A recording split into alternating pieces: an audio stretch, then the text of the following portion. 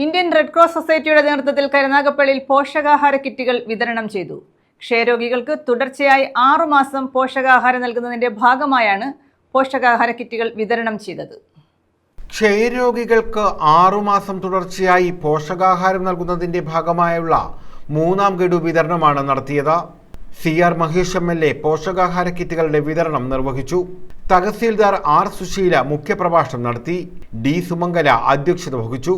Kodiyattu Ramachandran Pillai, NS Ajayakumar, doctor P Meena, professor doctor KG Mohan, Nasar Pochayil, G Sundaresan, Suja P, Sajeev Mampara, Mahesh എന്നിവർ പങ്കെടുത്തു.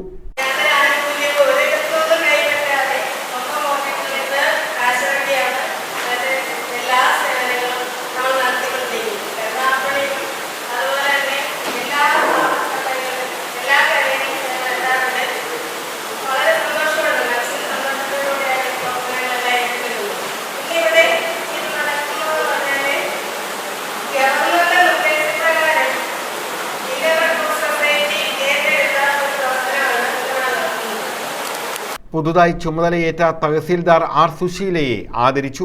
News bureau, Karunagappally.